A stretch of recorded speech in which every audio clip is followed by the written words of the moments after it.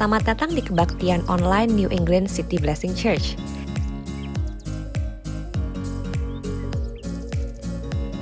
Konsep kebaktian online ini tentu saja bukan untuk meniadakan ibadah seperti biasa, di mana kita berkumpul bersama-sama secara fisik.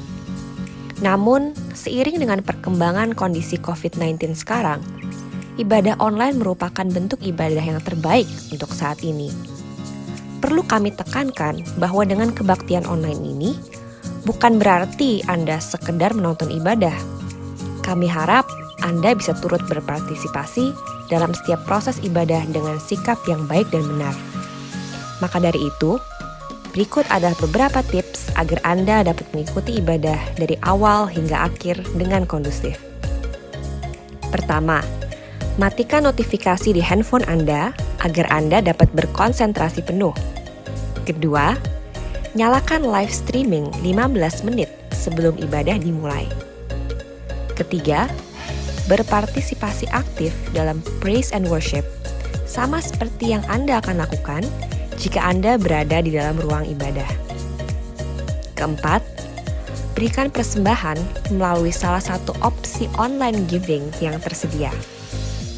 Kelima, dengarkan khotbah dengan seksama. Dan terakhir, akhiri ibadah dengan berdoa bersama.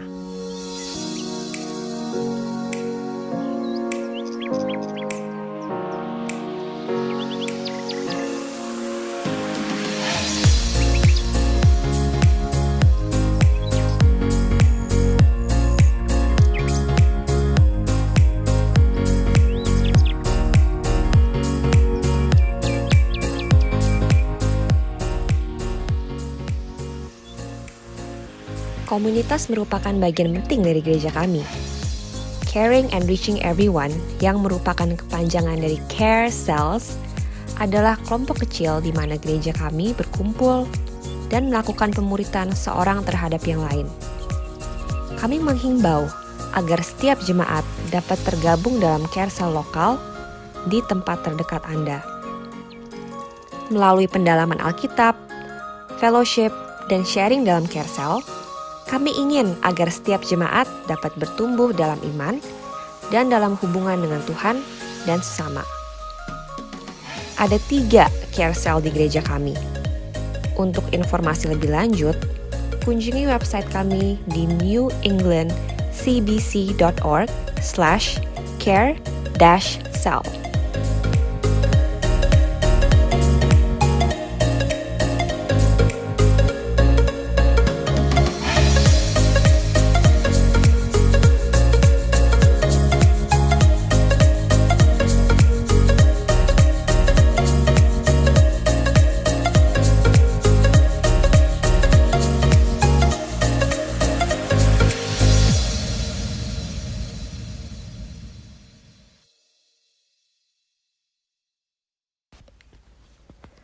Anda dapat memberikan persembahan melalui 3 cara. Melalui online di website kami newenglandcbc.org/give. Melalui teks ke 84321.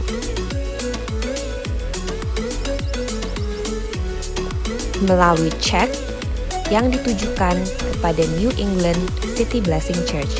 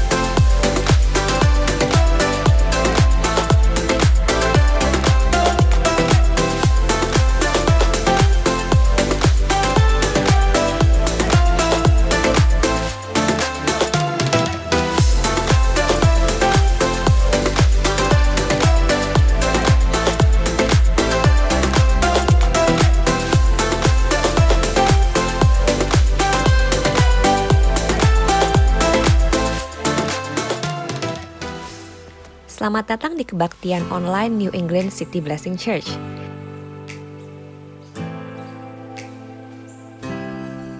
Konsep kebaktian online ini tentu saja bukan untuk meniadakan ibadah seperti biasa, di mana kita berkumpul bersama-sama secara fisik. Namun, seiring dengan perkembangan kondisi COVID-19 sekarang, ibadah online merupakan bentuk ibadah yang terbaik untuk saat ini. Perlu kami tekankan bahwa dengan kebaktian online ini, bukan berarti Anda sekedar menonton ibadah.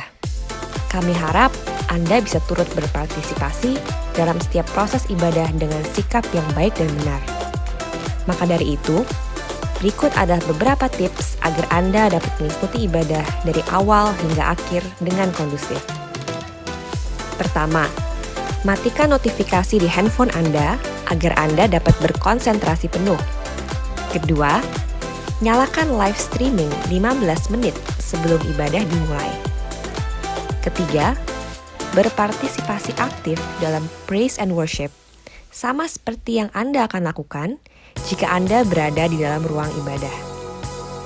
Keempat, berikan persembahan melalui salah satu opsi online giving yang tersedia. Kelima, dengarkan khotbah dengan seksama. Dan terakhir, akhiri ibadah dengan berdoa bersama.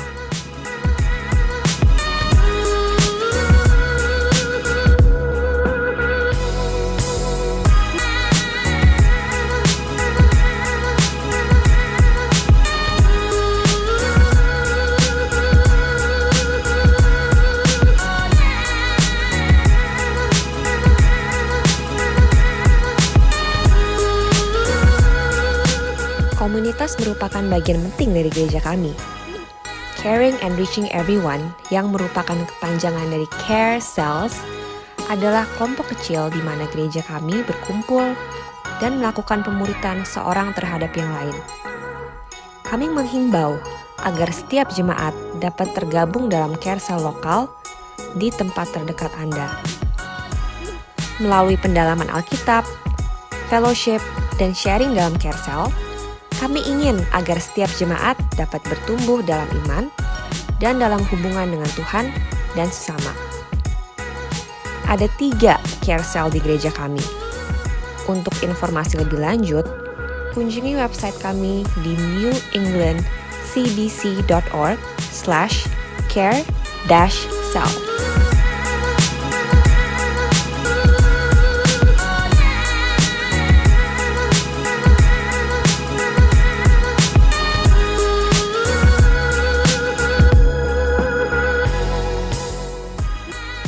Anda dapat memberikan persembahan melalui 3 cara. Melalui online di website kami newenglandcbc.org/give. Melalui teks ke 84321.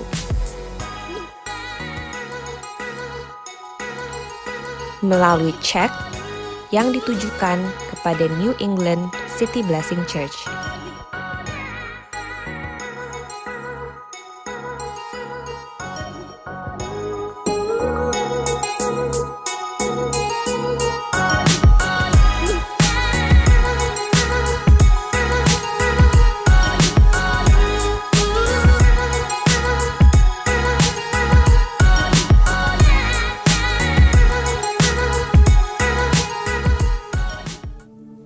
Selamat datang di ibadah online New England City Blessing Church. Welcome to our online service. Mari kita bersama-sama menyembah Tuhan. Dalam situasi hari-hari terakhir ini, kita sangat membutuhkan pegangan yang pasti. Puji Tuhan kita memiliki Yesus Kristus, Tuhan kita, sebagai batu penjuru yang boleh menjadi landasan kita berharap, menjadi pegangan untuk iman kita. Ia adalah dasar dari pengharapan kita. He is our cornerstone. Mari kita menyembah Tuhan.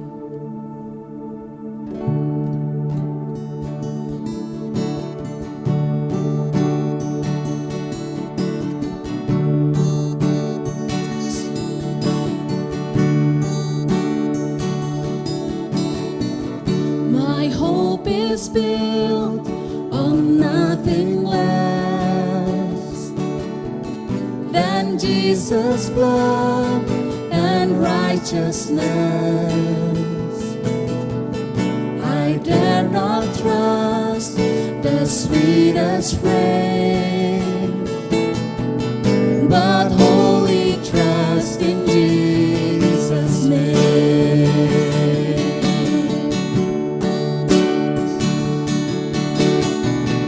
My hope is built on nothing less than Jesus' blood and righteousness. I dare not trust the sweetest frame, but wholly trust in Jesus' name.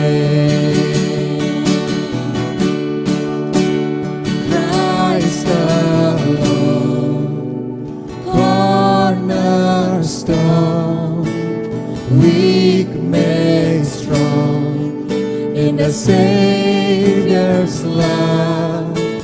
Through the storm, He is Lord, Lord of all.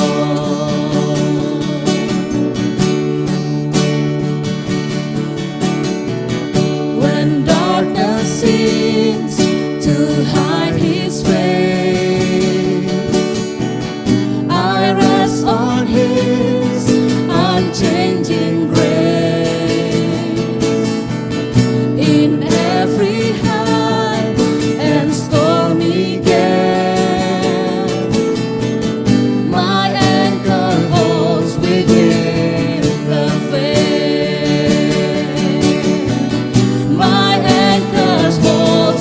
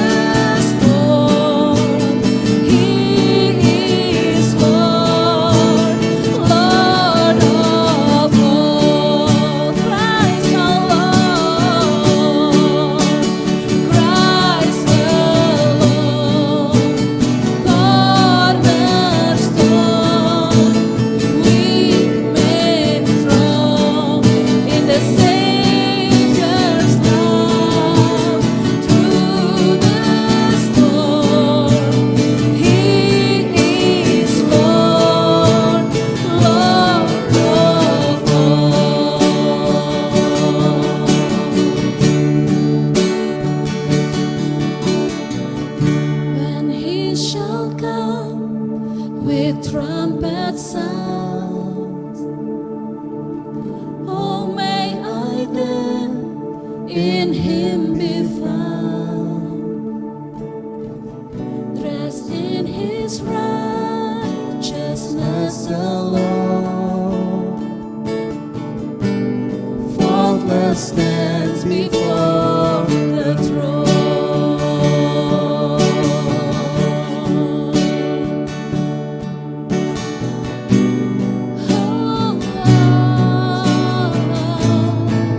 You are our cornerstone, oh God. Oh yes, oh Lord. We thank you, Lord. We thank you, Jesus. Let us declare again, Christ alone, Christ alone, cornerstone, we made strong in the Savior's love. Through the storm, He is Lord, Lord of all. Christ alone, Christ alone, cornerstone, we made strong in the Savior's love. Through the storms, He is Lord, Lord of all.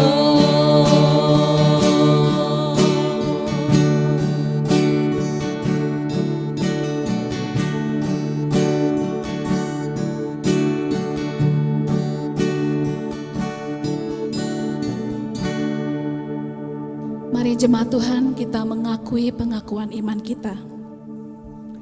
Aku percaya kepada Allah, Bapa yang Maha Kuasa, Khalik langit dan bumi, dan kepada Yesus Kristus, anaknya yang tunggal Tuhan kita, yang dikandung daripada Roh Kudus, lahir dari anak darah Maria, yang menderita di bawah pemerintahan Pontius Pilatus, disalibkan, mati dan dikuburkan, turun ke dalam kerajaan maut. Pada hari yang ketiga, bangkit pula dari antara orang mati, naik ke sorga, duduk di sebelah kanan Allah, Bapa yang Maha Kuasa, dan akan datang dari sana untuk menghakimi orang yang hidup dan yang mati. Aku percaya kepada Roh Kudus, gereja yang kudus dan am, persekutuan orang kudus, pengampunan dosa, kebangkitan orang mati, dan hidup yang kekal. Amin. Kita mau terus memuji Tuhan. Mari kita terus menyembah Dia. Mari kita kembali kepada salib Tuhan. Pengorbanannya yang boleh memulihkan kita. Darahnya yang boleh menyucikan kita. Salibnya yang memberikan pengharapan bagi kita. Yang boleh membawa kesembuhan bagi kita. Dan yang akan membawa kepada kemenangan, lepas kemenangan dalam kehidupan kami. Kami mau sembah Engkau Tuhan.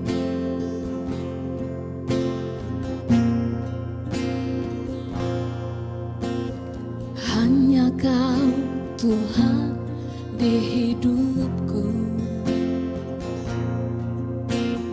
Kau berikan hidup yang baru. Darah-Mu menyucikan, pulihkan hatiku. Ku nyatakan Kaulah segalanya. Engkaulah sumber pengharapan. Kuasa-Mu sanggup menyembuhkan. Jiwaku pun berserah hanya kepadamu. Yesus, Kaulah segalanya.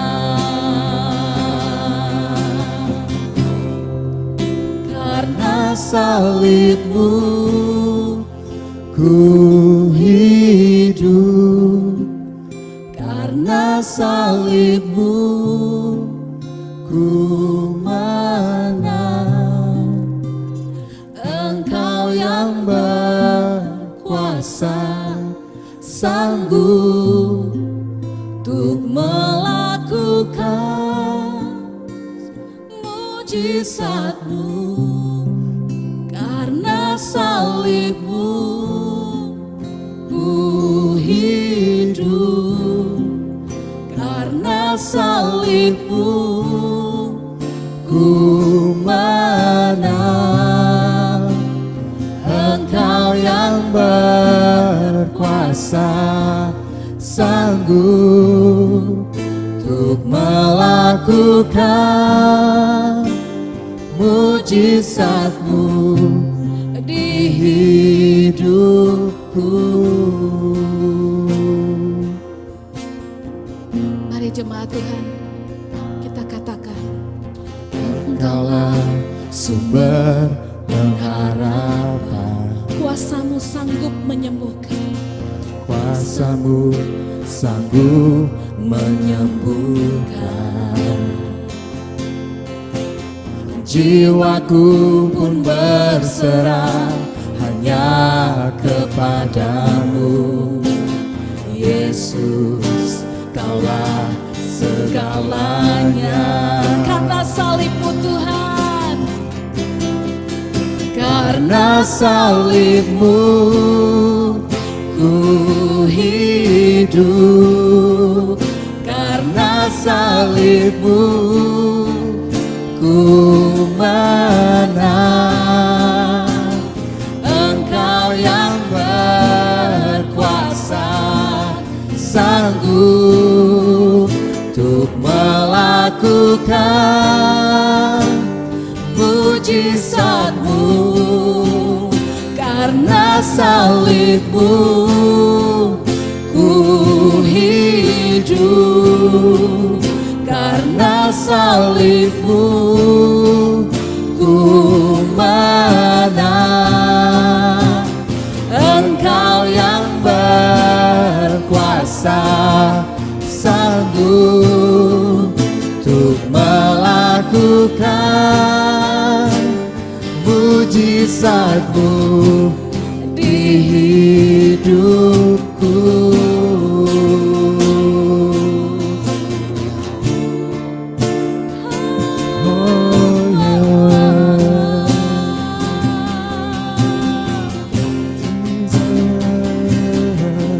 kami menyembah Engkau, kami memuji Engkau, kami kembali pada salib-Mu Tuhan.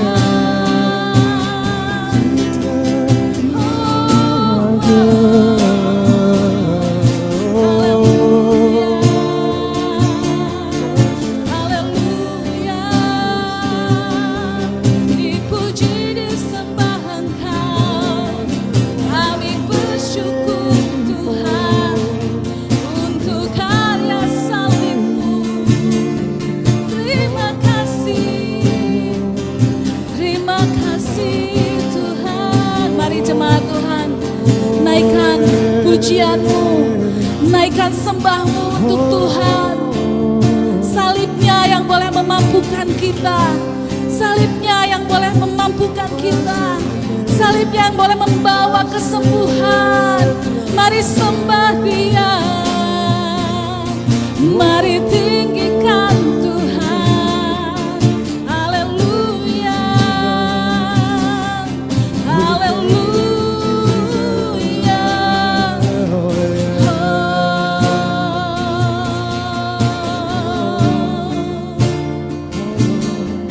Terima kasih.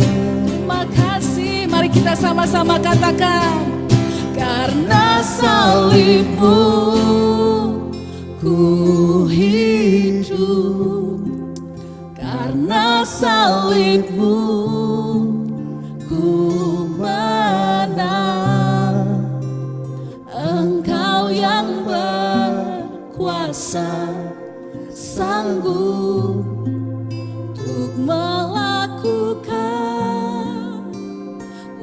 mujizatmu, karena salibmu ku hidup, karena salibmu ku menang.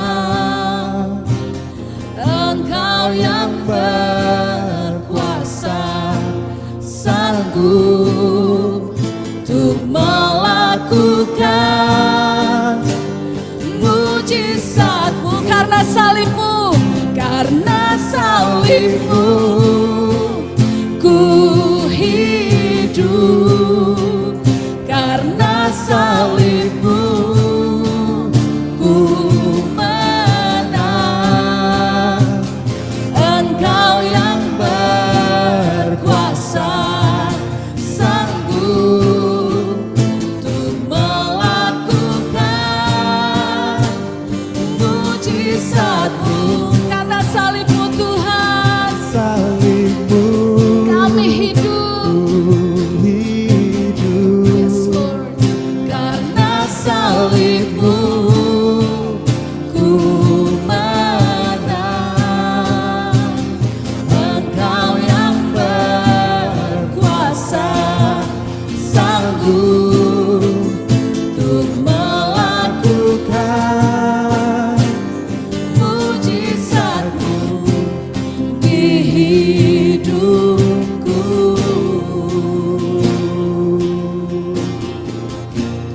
di hidupku.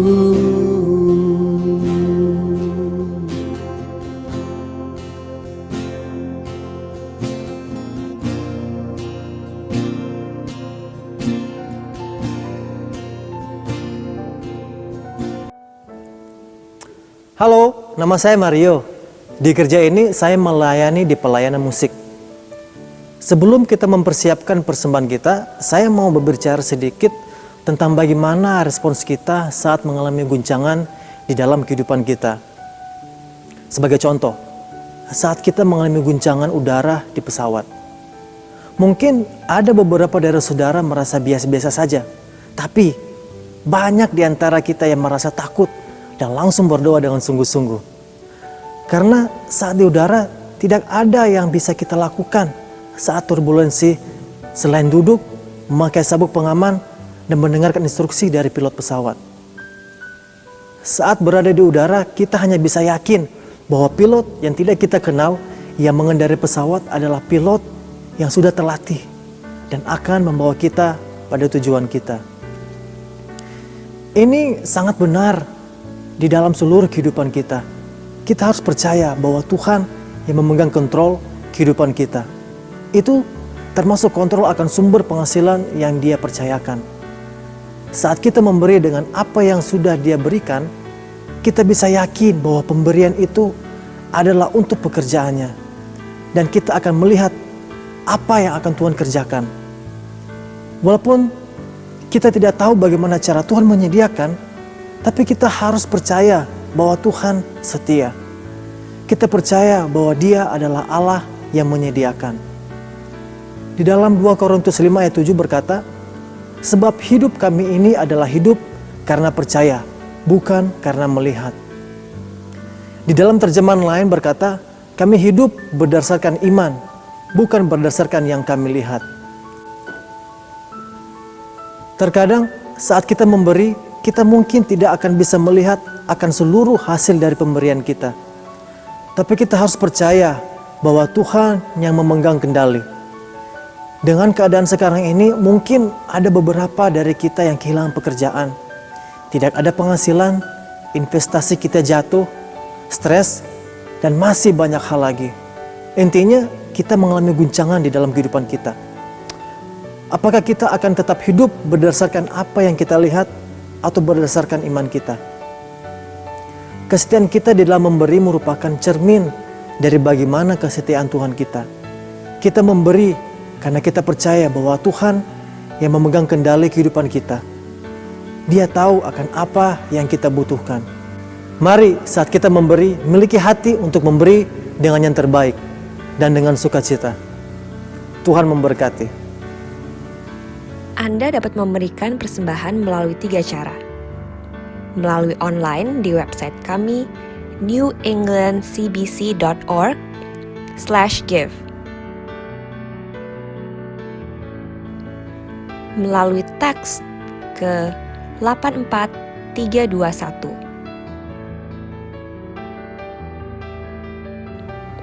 melalui cek yang ditujukan kepada New England City Blessing Church.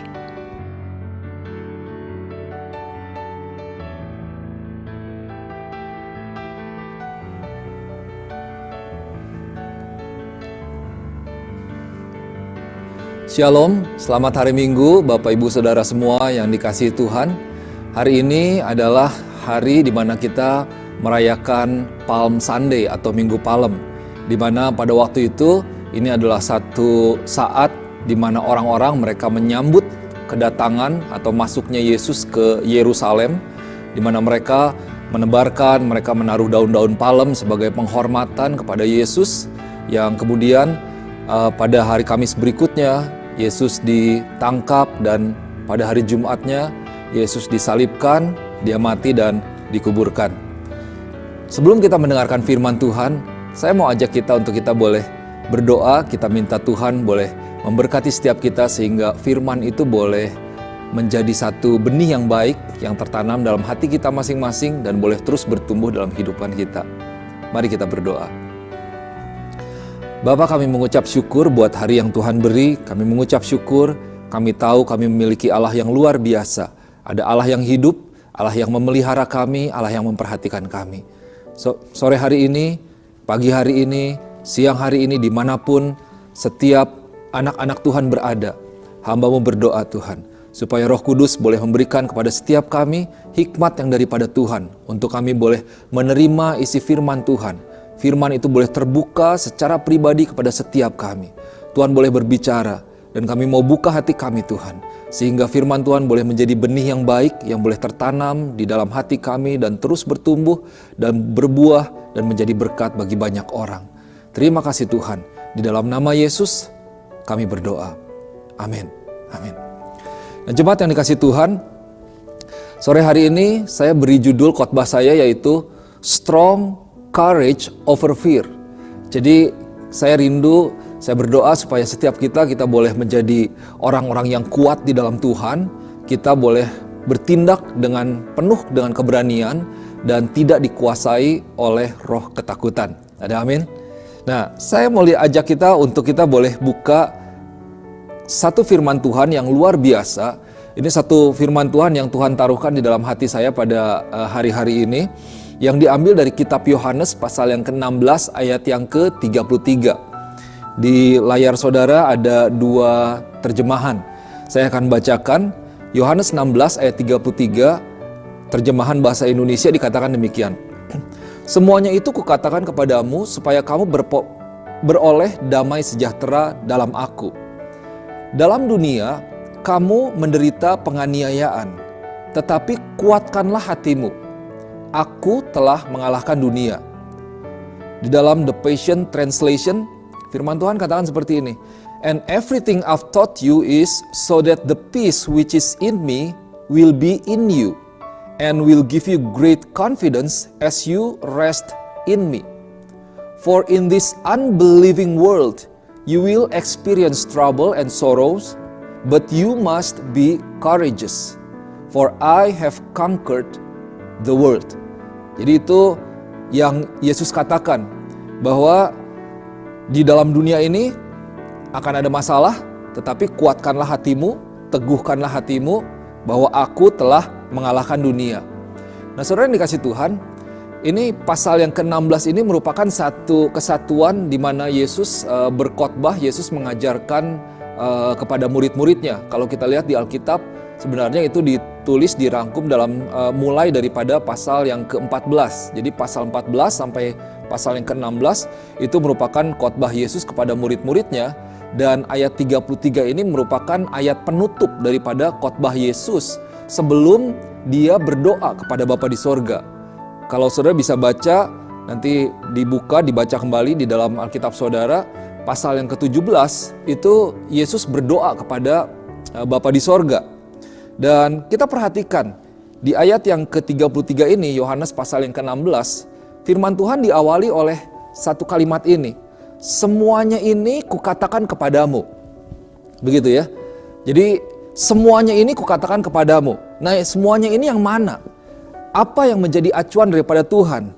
Yaitu khotbah yang ditulis dalam Alkitab kita mulai pasal yang ke-14 sampai pasal yang ke-16, di mana Yesus mengajar murid-muridnya, dia memberitahukan kepada murid-muridnya, dia menyatakan perkataannya. Dan saya melihat bahwa ini satu firman yang luar biasa, tetapi kalau kita mau mengerti, kalau kita mau mendapatkan benar-benar isi firman Tuhan dari ayat yang ke-33 ini, kita perlu melihat apa yang Yesus sampaikan di pasal 14 sampai pasal yang ke-16 ini. Nah, saya mau ajak untuk kita boleh melihat secara singkat saja garis besar apa yang Yesus ajarkan kepada murid-muridnya. Apa yang Yesus sampaikan sehingga pada akhirnya dia mengatakan bahwa semuanya ini kukatakan kepadamu, yang menjadi sebuah penutup daripada khotbah Yesus. Nah, kita lihat di dalam pasal yang ke-14 ayat yang ke-27 sampai ayat yang ke-29, di situ Yesus menyampaikan bahwa Yesus memberikan sebuah damai sejahtera. Jadi damai sejahtera yang berbeda dari yang diberikan oleh dunia ini. Sehingga yang membuat kita tidak perlu gelisah atau tidak perlu gentar. Nah, saya melihat bahwa ada banyak orang pada hari-hari ini khususnya mereka gelisah gitu akan apa yang terjadi. Bagaimana masa depan, bagaimana dengan hal ini dan yang lain sebagainya. Dan mereka bisa jadi karena terlalu banyak mendengarkan berita-berita yang memberikan kekhawatiran, ketakutan, mereka menjadi gentar gitu. Jadi tidak yakin, tidak pasti akan masa depan dan pada akhirnya bertindak yang bisa jadi tidak seharusnya, melakukan yang tidak seharusnya. Nah, kita lihat berikutnya ya. Pasal 14 ayat 27 sampai 29 Yesus memberikan damai sejahtera. Kemudian pasal yang ke-15 kita tahu ada satu perikop yang terkenal sering disampaikan, sering dikhotbahkan, yaitu tentang pokok anggur, di mana Yesus mengajarkan bahwa tinggallah di dalam aku dan aku di dalam kamu. Ketika kamu tinggal di dalam aku, kemudian kamu akan menghasilkan buah. Itu sebuah ilustrasi yang luar biasa bahwa ketika kita menempel kepada pokok anggur, yaitu Yesus sendiri, di sanalah kita akan mendapatkan sebuah nutrisi, ada asupan yang baik, sehingga membuat kita bisa memiliki kehidupan yang berbuah dan menjadi berkat buat banyak orang. Dan itu menjadi kunci di mana hubungan itu sangat penting di dalam Tuhan. Ketika mungkin di luar ada sesuatu hal terjadi, tetapi kalau kita tetap terhubung, terkoneksi dengan Tuhan, saya percaya kehidupan kita akan tetap menjadi kehidupan yang penuh dengan kesegaran, penuh dengan kekuatan, karena ada sumber di mana kita terhubung, yaitu Yesus sendiri yang menjadi sumber daripada kekuatan kehidupan kita.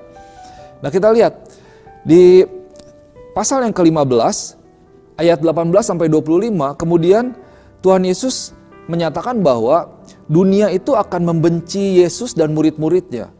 Dan kalau kita pelajari dalam terjemahan-terjemahan lain juga, sebenarnya kita bisa melihat bahwa Yesus sebenarnya mengajarkan bahwa selain kita akan mendapatkan tantangan sebagai pengikut Tuhan atas apa yang kita sampaikan karena kita melayani Tuhan, tetapi juga akan ada masa-masa yang sukar.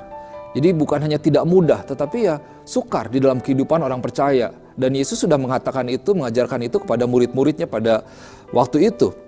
Dan kemudian tidak berhenti sampai di situ, Yesus mengatakan di dalam pasal yang ke-16 ayat 4-15, di situ Yesus mengajarkan tentang pekerjaan penghibur, bahwa ketika nanti aku kembali ke sorga, Tuhan akan memberikan kepada kita Roh Kudus-Nya, yang mana sudah diberikan kepada kita pada saat ini. Dan Roh Kudus itu yang akan mengingatkan kita, yang akan menolong kita, yang akan membantu kita, yang menjadi inspirasi kita.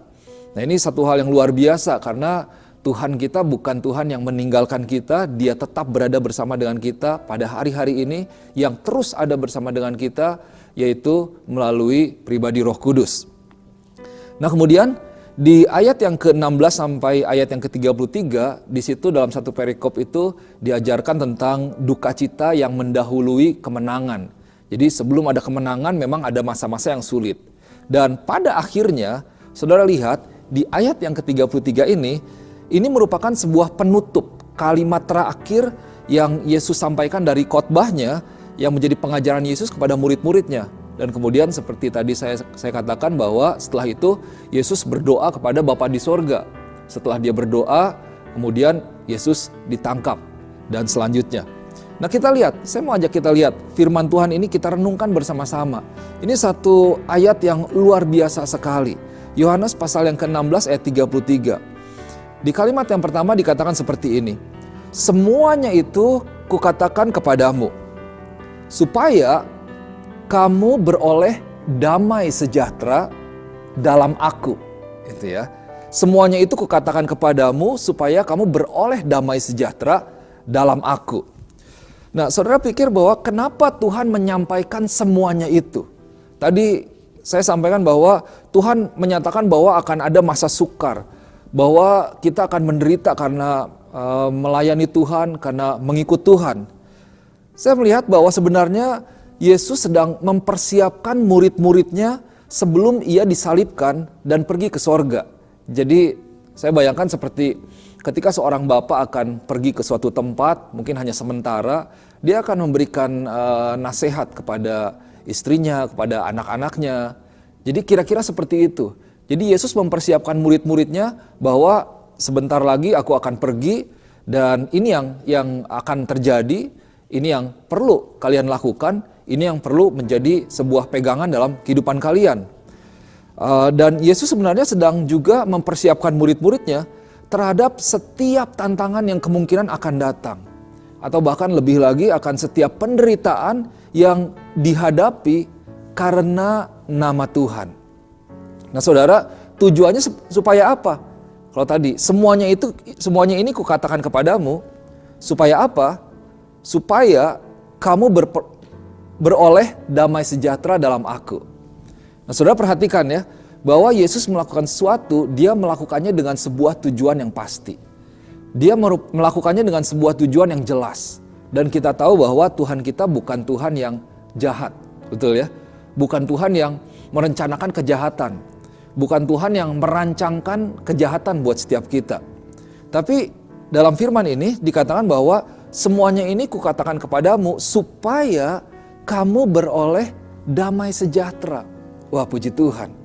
Jadi memang Tuhan menyampaikannya supaya ternyata kita ini bisa memiliki damai sejahtera di dalam Tuhan.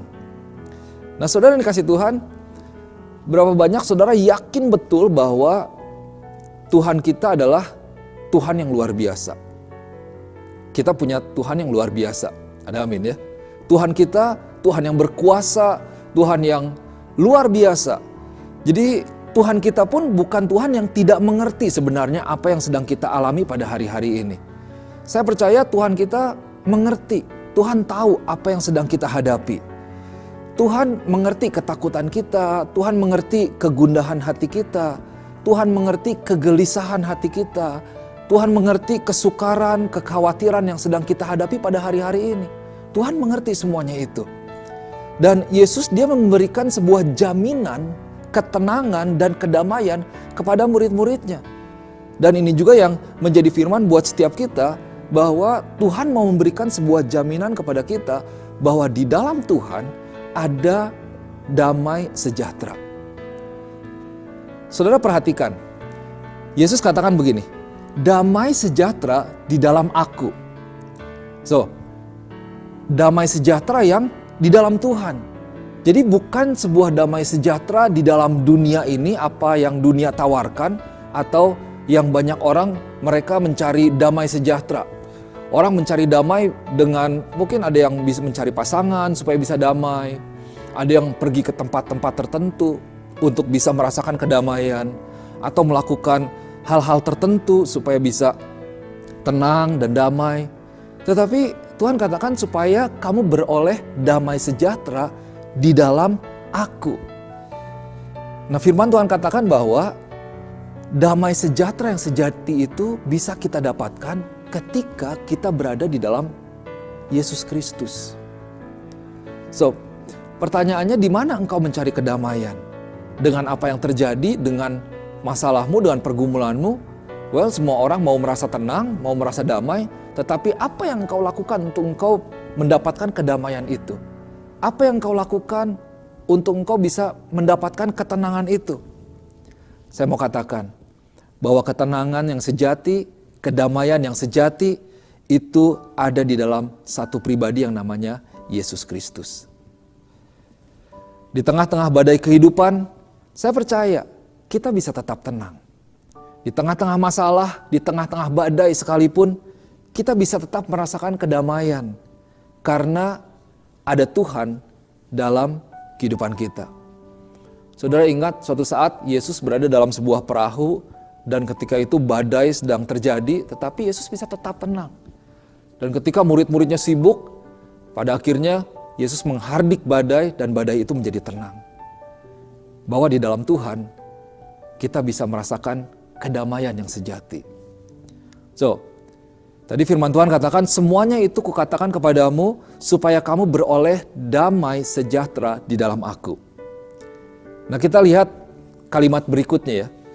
Yesus katakan begini, dalam dunia kamu menderita penganiayaan. Atau tadi dalam terjemahan lain dikatakan, in the world you will have trouble. You will experience trouble. You will experience sorrow.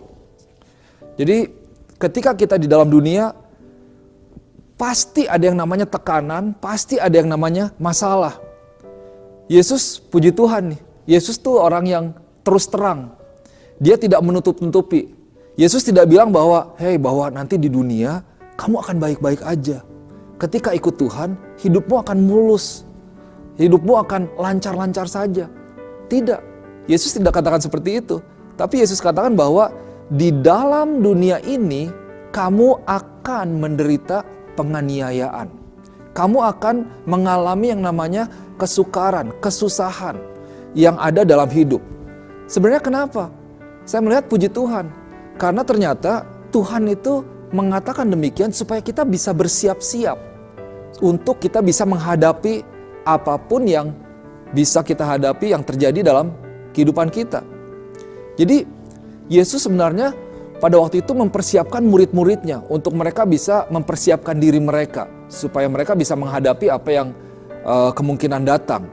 Dan sejak awal supaya buat setiap kehidupan kita sebenarnya Tuhan juga sedang mempersiapkan kita supaya kita bisa tetap waspada dan bersiap-siap mempersiapkan yang terbaik dari diri kita untuk kita melakukan sesuai dengan yang diperlukan.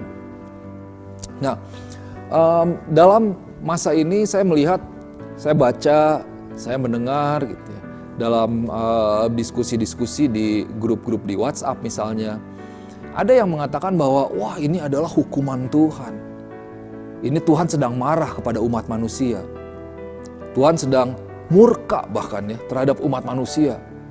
Wah, kalau saya pikir kalau Tuhan murka, kita jadi apa nih sekarang? Mungkin kita sudah tidak ada di tempat ini begitu. Tapi saudara dikasih Tuhan, banyak yang katakan bahwa Tuhan marah, Tuhan murka sehingga Tuhan menghukum umat manusia karena manusia sudah melakukan banyak sekali kejahatan, melakukan banyak sekali dosa. Jadi dikatakan bahwa Tuhan menghukum dengan diberikan kesulitan, diberikan bencana, diberikan sakit penyakit, dan banyak keburukan-keburukan lainnya yang hari-hari ini kita hadapi atau terjadi dalam lingkungan kita. Jadi bencana, penyakit, dan lain sebagainya. Itu merupakan akibat dari kemarahan Tuhan terhadap kita. Saya mau katakan tidak. Kenapa? Karena saya percaya bahwa penghakiman itu belum datang. Penghukuman dari Tuhan itu belum datang. Akan ada masanya di mana Tuhan akan menghakimi dan menghukum setiap mereka yang bersalah. Kemudian apa yang terjadi? Kalau begitu, apa yang terjadi dengan seluruhnya yang terjadi dalam kehidupan kita? Dengan sakit penyakit, bencana, dengan virus, dan lain sebagainya.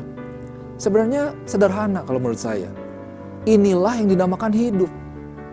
Ini adalah kehidupan. Tadi firman Tuhan katakan bahwa di dalam dunia ini kamu akan menghadapi atau mengalami penganiayaan. In this world you will have trouble. Kamu akan memiliki masalah gitu. Jadi selama kita masih menjejakkan kaki kita di dunia ini, di muka bumi ini, kita akan terus mengalami masalah. Tujuannya kenapa? Supaya sebenarnya setiap orang percaya itu bisa mempersiapkan diri mereka, dan Tuhan mau supaya setiap kita boleh memiliki sebuah mentalitas yang kuat di dalam Tuhan. Mentalitas yang kuat terhadap setiap kemungkinan yang dapat terjadi dalam kehidupan kita. Puji Tuhan, Tuhan mempersiapkan kita.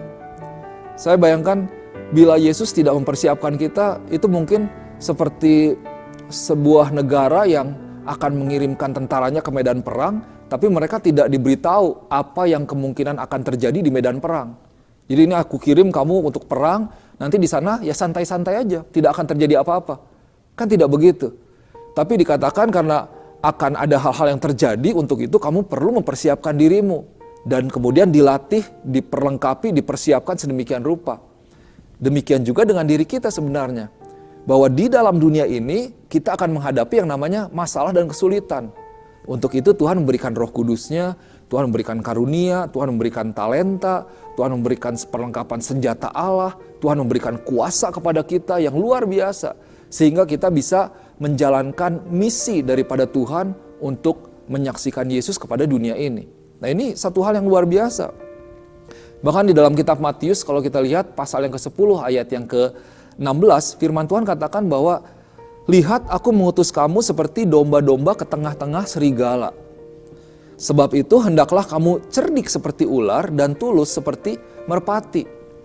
Nah, saudara lihat bahwa Tuhan secara jelas mengatakan dalam ilustrasi bahwa aku mengutus kamu itu seperti domba ke tengah-tengah serigala. Wah, itu bukan satu tempat yang enak untuk seekor domba berada di tengah-tengah serigala.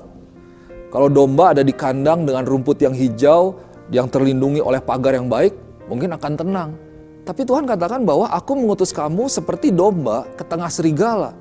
Untuk itu kamu perlu cerdik seperti ular dan tulus seperti merpati. Jadi kembali maksudnya apa? Supaya kita bisa bersiap-siap dan kita boleh terus bergantung kepada hikmat Tuhan dalam setiap keadaan. Nah, itu yang menjadi tujuan daripada Tuhan. Kenapa Tuhan menyampaikan semuanya itu? Jadi Tuhan katakan bahwa selama kita di dunia ini, kita akan menghadapi masalah. Nah, kenyataannya, saudara, itu yang terjadi dalam hidup kita. Kalau ada orang bilang, loh kemudian kenapa bisa begini dan kenapa bisa demikian? Kenapa bisa ada bencana? Ada hal-hal yang tidak biasanya bisa terjadi. Kalau saya lihat sebenarnya inilah bumi dengan segala isinya. Bahwa ya bumi ini sudah tua gitu umurnya. Bumi ini sudah tua di mana sumber daya alam semakin berkurang. Dan kita tidak menampik juga bahwa ada hal-hal yang dikerjakan oleh manusia yang berpengaruh pada alam ini. Begitu. Sehingga terjadi adanya seperti mungkin perubahan suhu di bumi dan lain sebagainya. Dan selain itu juga kalau kita lihat bahwa di bumi ini kita berhubungan dengan yang namanya manusia. Dan selama kita berhubungan dengan manusia, kita tahu kita bukan berhubungan dengan barang. Kalau dengan barang mereka tidak memiliki emosi, mereka tidak bisa menjawab.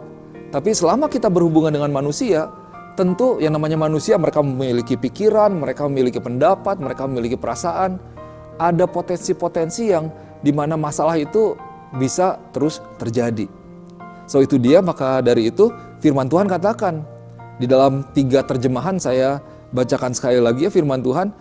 Di dalam dunia ini kamu akan menderita penganiayaan. Dalam di Amplified Bible dikatakan, in the world you will have tribulation and distress and suffering. Wah, penderitaan.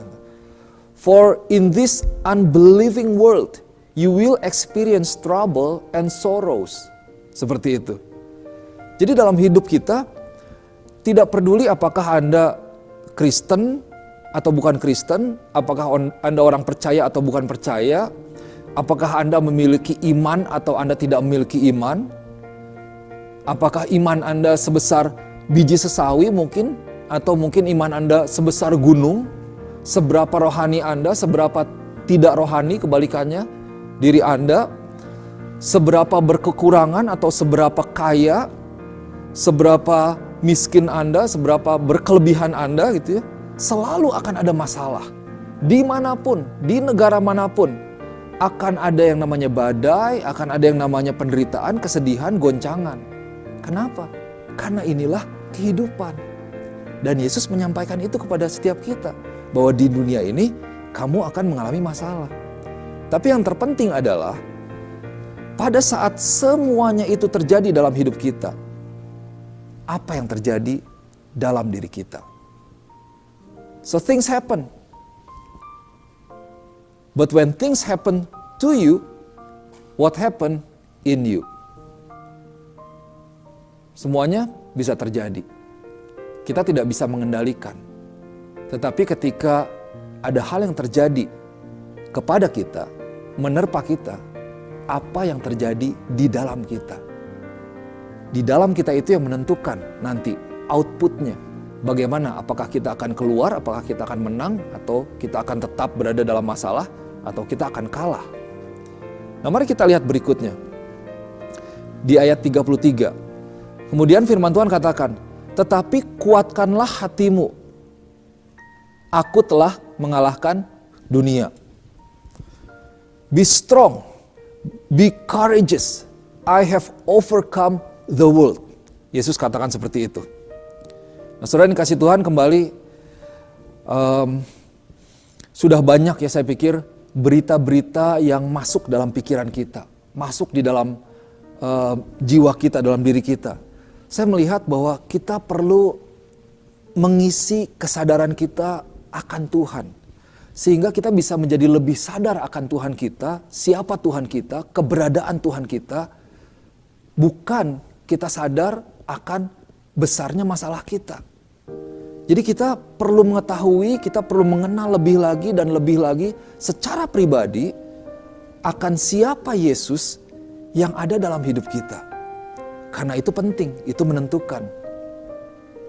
So, saudara yang kasih Tuhan, ketika Yesus sampaikan seperti ini, kuatkanlah hatimu, aku telah mengalahkan dunia. Yesus ingin menyampaikan sebenarnya bahwa, hey, aku pernah ada di sana. Aku tahu kok apa yang engkau alami. Aku mengalami. Saudara lihat, Tuhan Yesus dihina secara perkataan, dia dicaci maki oleh orang-orang, dan secara fisik dia dipukul, dia dicambuk, dan sampai akhirnya dia mati di kayu salib. Penderitaan yang sungguh luar biasa. Dan saat kita akan menyambut Paskah, kita melihat bahwa kita merenungkan kembali apa yang Yesus alami ya.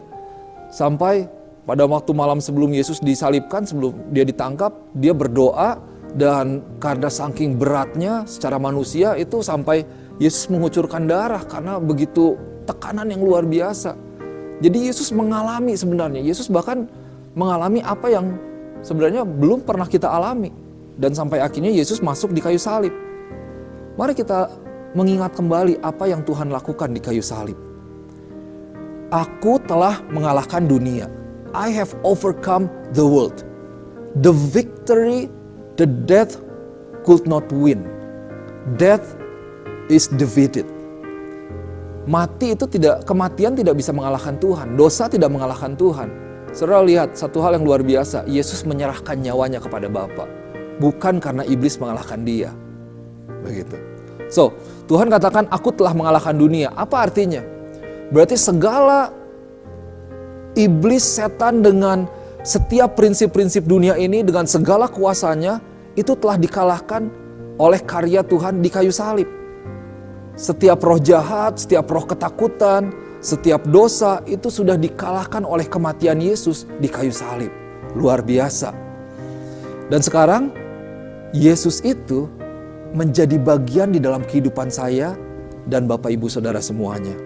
Di mana setiap kita yang percaya kepada Tuhan, kita menjadi lebih daripada pemenang melalui karya Tuhan di kayu salib. Wow, luar biasa. Kuasa yang ada di dalam Tuhan itu sekarang bekerja di dalam diri setiap kita. Itulah sebabnya kita tidak perlu takut. Atau kita tidak menjadi takut. Karena kita tahu bahwa Tuhan yang mengalahkan dunia, yang mengalahkan kuasa iblis, kuasa dosa, ternyata dia ada bersama dengan kita. Dia menyertai kita. Allah yang Immanuel, tidak pernah meninggalkan kita. Bapak Ibu Saudara yang kasih Tuhan, saya mau katakan, saat engkau berjalan bersama dengan Tuhan, engkau bergantung kepada Tuhan. tidak ada hal yang perlu engkau takutkan. Karena Tuhan yang akan menolong engkau. Tuhan yang memegang engkau. Tuhan yang menopang engkau. Tuhan yang akan menuntun engkau dalam setiap langkah dalam kehidupanmu. So, Alkitab katakan sebelumnya, kuatkanlah hatimu. Saya suka ternyata di dalam terjemahan lain dikatakan cheer up atau take courage. Tapi ada satu kalimat yang luar biasa, cheer up, be a good cheer. Katanya. Jadi bukan hanya kita di-encourage untuk berani, semangat, berani, tenang, tapi juga untuk kita boleh bersukacita di dalam Tuhan. Cheer up, cheers. Jadi tetap sukacita, berani. Kenapa? Bukan tanpa alasan, tetapi kita mengetahui bahwa Tuhan yang mengalahkan dunia, Tuhan yang luar biasa itu tadi, itu adalah Tuhan yang berkuasa, sekarang dia bersama dengan kita. Sehingga kita bisa bersukacita. Nah, singkat ada perbedaan antara happiness and joy. Orang seringkali, orang mau happy. Orang mau happy, dia membeli barang, dia pergi ke suatu tempat, berusaha untuk happy. Cari, ada handphone baru keluar, beli supaya senang, dikasih hadiah senang. Tapi ternyata kesenangan yang berdasarkan perasaan atau hal-hal yang fana, materi, itu memang tidak akan berakhir lama. Kita mungkin bisa senang sebentar, tetapi kesenangan itu, happiness itu bisa hilang. Nah, perbedaannya dengan joy. Joy itu satu sukacita yang daripada Tuhan. Kalau happiness depends on our feelings and our situations, joy comes from God. Kalau happy itu bergantung kepada situasi. Situasi lagi baik, kita bisa senang. Situasi buruk, kita bisa jadi sedih. Tapi kalau joy, apapun yang kita alami, kita tetap bisa memiliki sukacita daripada Tuhan. Nah, saudara yang dikasih Tuhan, jangan sampai situasi yang ada, keadaan yang ada, masalah yang ada yang kau alami dalam kehidupanmu, itu menguasai kehidupanmu. Jangan biarkan perasaanmu itu mengendalikan, menguasai pikiran dan tindakanmu. Cheer up, firman Tuhan katakan. Take courage. Be a good courage. Take heart. Why? Because I have overcome the world. Karena aku telah mengalahkan dunia. Tuhan ada bersama dengan kita. Kita tidak perlu takut. Bahwa bersama dengan Tuhan tidak ada yang mustahil. Tuhan mampu melakukan lebih daripada apa yang kita pikirkan. Tuhan mampu mengerjakan lebih daripada apa yang pernah kita bayangkan. Dan bahkan Tuhan bekerja saat kita berpikir bahwa Tuhan tidak bekerja. Saudara percaya bahwa pada saat ini pun Tuhan sedang mengerjakan yang terbaik untuk setiap kita. Jadi saudara yang dikasih Tuhan, saya mau encourage setiap kita pada kali ini. Mari kita boleh tetap semangat. Be a good courage. Cheer up. Bersukacita senantiasa di dalam Tuhan. Amin. Saudara yang dikasih Tuhan, seperti yang biasa kita lakukan, bahwa pada minggu pertama setiap bulannya kita mengambil bagian di dalam perjamuan kudus, di mana kita mengambil bagian di dalam roti dan anggur yang menjadi perlambang daripada tubuh dan darah Yesus. Dan saya mau ajak saudara boleh ambil elemen perjamuan ini yang sudah dipersiapkan sebelumnya, sambil kita boleh melihat satu firman Tuhan yang diambil dari kitab 1 Korintus pasal yang ke-11, ayat yang ke-24 sampai ayat yang ke-25. Yaitu pada waktu sebelum Yesus ditangkap, sebelum Yesus disalibkan, malam itu ia mengambil perjamuan dengan murid-muridnya. Firman Tuhan katakan, ia mengambil roti, ia mengucap syukur atasnya, dan ia memecah-mecahkannya. Dan Yesus katakan, inilah tubuhku yang diserahkan bagi kamu. Perbuatlah ini menjadi peringatan akan aku. Saat kita mengambil bagian dalam tubuh Tuhan, mari kita berikan komitmen untuk kita boleh satu di dalam tubuh Kristus, di dalam kegerakan Kristus, di dalam visi misi Tuhan, di dalam gereja Tuhan. Ambillah dan makanlah.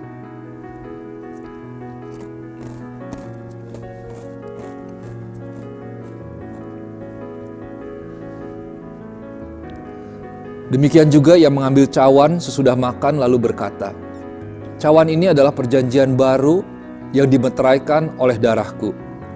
Perbuatlah ini setiap kali kamu meminumnya, menjadi peringatan akan aku. Bapak Ibu Saudara yang kasih Tuhan, darah Yesus tercurah buat setiap kita. untuk menebus kita, untuk membebaskan kita. Saat kita mengambil bagian dalam darah Tuhan, mari kita percaya bahwa kita boleh menjadi orang-orang yang bebas. Firman Tuhan katakan, sekalipun dosamu merah seperti kirmizi, boleh menjadi putih seperti salju. Kita terima dalam iman kuasa Tuhan, kita terima dalam iman bahwa Tuhan sudah menyelesaikannya. Setiap sakit penyakit, setiap kutuk, belenggu yang iblis coba taruh dalam kehidupan kita, itu sudah dibebaskan, sudah dilepaskan oleh kuasa daripada darah Yesus. Ambillah dan minumlah.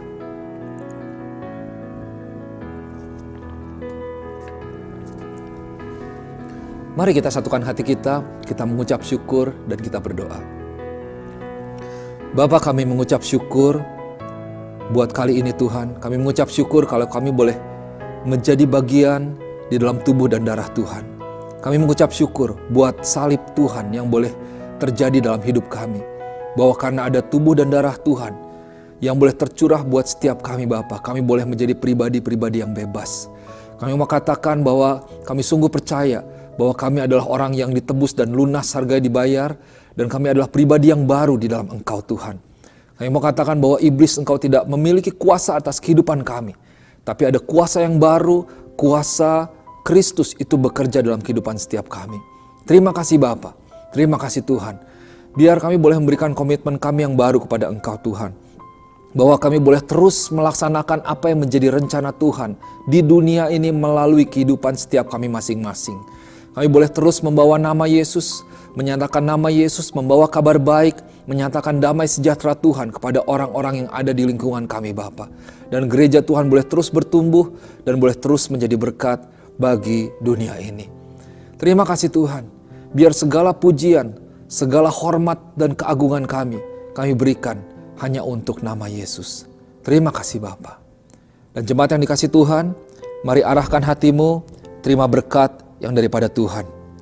Tuhan memberkati engkau dan melindungi engkau. Tuhan menyinari engkau dengan wajahnya dan memberi engkau kasih karunia. Tuhan menghadapkan wajahnya kepadamu dan memberi engkau damai sejahtera. Di dalam nama Yesus, mari setiap kita yang percaya sama-sama katakan amin dan amin. Selamat hari Minggu, Tuhan memberkati. Selamat menyambut Paskah. Haleluya. Terima kasih sudah bergabung dan tune in dengan kami. Kami harap kami dapat kembali berjumpa dengan Anda minggu depan. Selamat hari Minggu.